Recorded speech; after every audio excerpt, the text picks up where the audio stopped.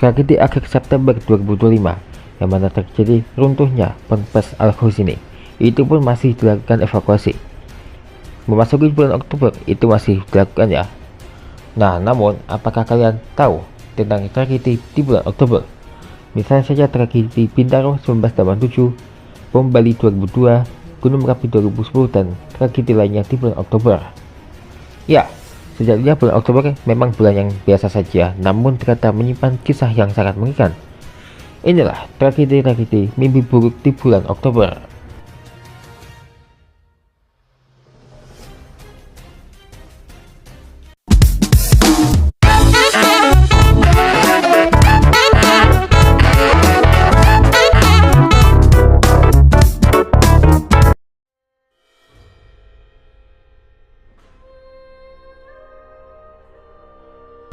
Yang pertama adalah tragedi Bintaro 1987. Tragedi Bintaro terjadi pada pagi hari Senin, tanggal 19 Oktober 1987, ketika dua kereta api bertabrakan di jalur tunggal antara stasiun Kebayoran dan stasiun Sudirmara, Jakarta Selatan. Kecelakaan ini melibatkan KA 225 Rangkas Bitung, Jakarta Kota, dan KA 220 Patas Merak, Tanah Abang, Merak. Pagi itu, KA 225 tiba di stasiun Sudirmara dan seharusnya menunggu kereta dari arah berlawanan KA 220 untuk lewat terlebih dahulu. Namun karena miskomunikasi antara petugas di stasiun Sudirmara dan stasiun Kebayoran, KA 225 diberangkatkan tanpa konfirmasi aman. Di saat yang sama, KA 220 Patas Merak sedang melaju cepat dari arah Tanah Abang menuju Merak. Kedua kereta kini berada di jalur yang sama dan berjalan saling mendekat tanpa mengetahui posisi satu sama lain. Sekitar pukul 6.45 WIB di daerah Pondok Betung, Bintaro, dua kereta itu bertabrakan secara frontal dengan kecepatan tinggi. Suara benturan terdengar keras dan beberapa gerbong depan berguling serta hancur lebur. Tabrakan menyebabkan kerusakan parah dengan banyak sekali penumpang yang tewas. Tercatat 156 orang meninggal dunia dan lebih dari 300 luka-luka. Ini menjadikan tragedi Bintaro sebagai kecelakaan kereta api paling mematikan dalam sejarah Indonesia.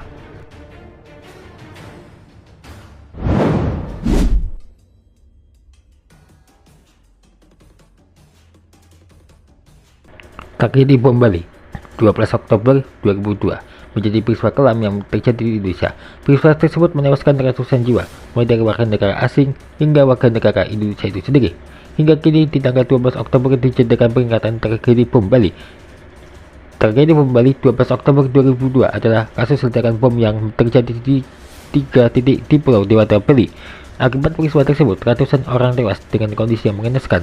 Sejumlah korban juga mengalami luka bakar. Menurut buku berjudul Tragedi Ledakan Bom Bali Seri 1 karya Pusat Data dan Analisa Tempo, ada 3 lokasi yang menjadi pusat bom Bali 12 Oktober 2002. Ketiga lokasi tersebut adalah Petis Cafe, Sari Globe, dan kawasan Renon dekat kantor konsulat Jenderal Amerika Serikat. Ada 4 orang tersangka yang ditetapkan sebagai tersangka tragedi bom Bali 12 Oktober 2002. Keempat tersangka tersebut divonis hukuman seumur hidup hingga hukuman mati. Dan inilah nama-namanya. Yang pertama adalah Ali Imron, yang mana dihukum seumur hidup, Amrozi hukuman mati, Imam Samudra hukuman mati, dan Ali Gufron juga hukuman mati.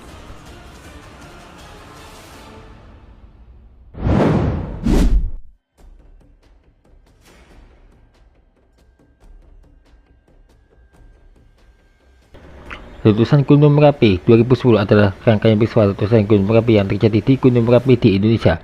Letusan Merapi terjadi pada 25 hingga 26 Oktober 2010 dengan puncak aktivitas pada 4 hingga 5 November dan akhirnya mereda pada akhir November. Resmi turun status pada 3 Desember. Erupsi ini mencapai VEI 4 menghasilkan kolom abu hingga 16-18 km, mencairkan kubah lava dan memicu aliran piroklastik hingga sejauh 15 km dari puncak. Dari sisi kekuatan, volume lava diperkirakan melebihi 100 kali 10 meter kubik, sekitar 10 kali lipat dari erupsi Merapi dekade sebelumnya. Korban jiwa berkisar 353 hingga 326 orang meninggal akibat air panas, abu, dan lahar, serta ratusannya luka-luka. sementara lebih dari 300.000 warga mengungsi. Kerusakan material meliputi puluhan desa hancur, infrastruktur seperti jembatan dan jembatan rusak parah, lanskap pertanian rusak berat, dan kerugian material tidak terakumulasi hingga 5 triliun rupiah per 2010.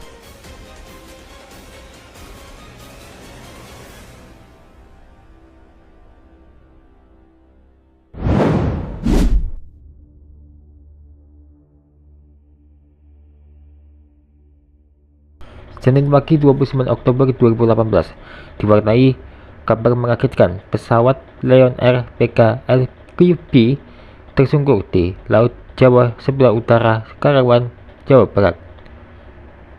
Pilot Bahvye Suneja dan kopilot Harvino membawa pesawat bernomor penerbangan JT610 itu dari Bandara Soekarno-Hatta menuju Bandara Depati Amir, Pangkal Pinang. Pesawat lepas landas pukul 6.20 WIB dan membawa 189 manusia, termasuk pilot, kopilot, 5 pramugari, dan para penumpang.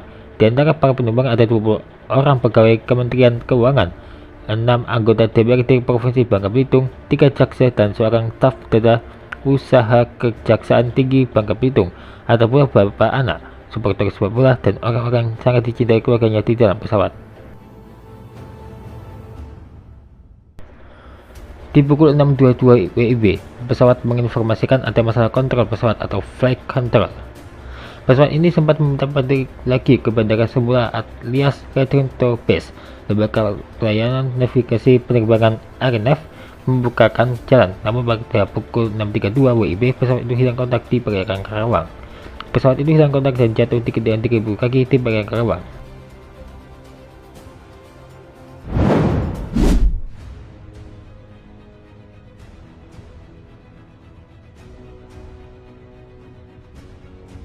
Siapa yang masih ingat Rangga Aceh? Ya, bulan Oktober 2020, yang mana sebagaimana diketahui peristiwa pembunuhan Rangga yang memilukan ini bermula ketika Samsul masuk ke rumah tempat Rangga dan ibunya. DA, 28 tahun, tinggal. Rangga dan ibunya kala itu sedang tidur pada hari Sabtu 10 Oktober 2020 dini hari. Samsul berupaya memperkosa DA. Kaget karena tubuhnya disentuh saat tidur, dia pun tersentak. Ia melihat Samsul yang membawa parang dan menggunakan celana pendek berada di dekatnya. Rangga yang tidur bersamanya kemudian terbangun. Si ibu menyuruh anak itu untuk lari, namun Rangga tak kabur. Alih-alih kabur, Rangga justru berteriak agar aksi jahat Samsul terhenti. Samsul kemudian mengayunkan parangnya ke pundak Rangga. Bocah tersebut ambruk bersibas darah. Samsul kembali membacok Rangga hingga tewas. Samsul kemudian menyeret DA keluar rumah. Kepala DA dibenturkan lalu diduga diperkosa dalam keadaan setengah sadar. Samsul membawa korbannya itu ke sama-sama lalu diduga kembali memperkosanya. Usai melampiaskan nafsu bejatnya, Samsul malah mengajak DA membuang mayat Rangga. Dalam kondisi terikat, DA menolak. Samsul meninggalkan korbannya yang terikat di tengah sama-sama. Beberapa saat kemudian, Samsul kembali membawa karung diduga berisi mayat Rangga sama-sama tempat dirinya meninggalkan DA. Polisi berhasil menangkap Samsul Bahri, namun naas, Samsul Bahri meregang nyawa di sel tahanan. Residivis itu tewas diduga sesak nafas. Wah, benar-benar pahlawan cilik yang benar-benar mengorbankan nyawanya demi keselamatan ibunya ya.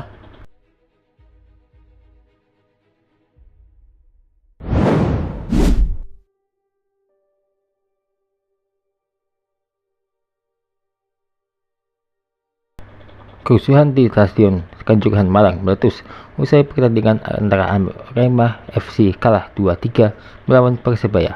Kapolda Jatim Irjen Niko Afinta menjelaskan kronologi dari Stadion Kanjuruhan Malang yang terjadi pada Sabtu 1 Oktober 2022.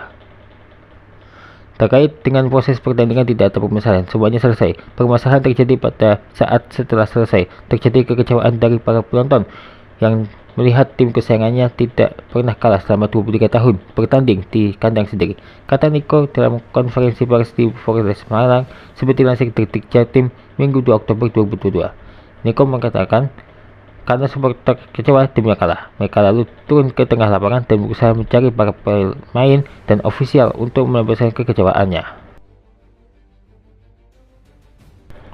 Polisi lalu menembakkan gas air mata karena para supporter anarkis Aremania, kata Niko, menyerang petugas kepolisian hingga merusak sejumlah fasilitas stadion. Akibatnya mereka pun terinjak-injak hingga berdesak-desakan yang menewaskan lebih dari 132 orang.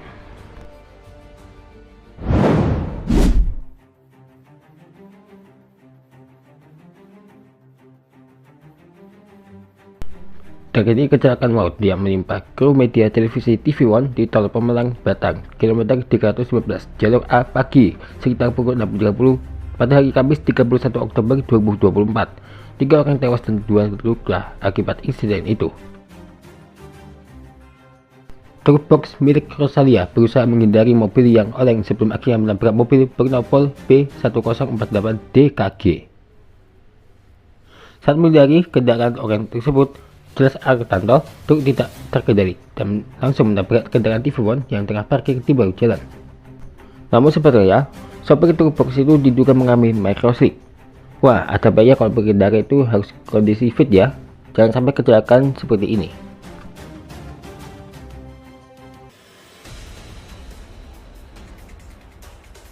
Itulah deretan tragedi mimpi buruk di bulan Oktober. Kita tahu semoga tidak ada lagi tragedi seperti ini yang sampai menewaskan ratusan korban jiwa.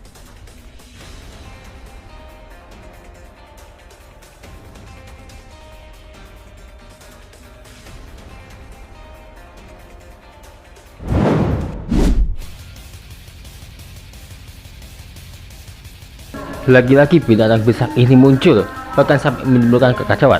Bahkan niatnya mau bikin rumah malah jadi petaka seperti ini. Ditunggu lagi tentang ketegangan ketika bertemu dengan hewan besar yang satu ini. Ditunggulah pokoknya ya.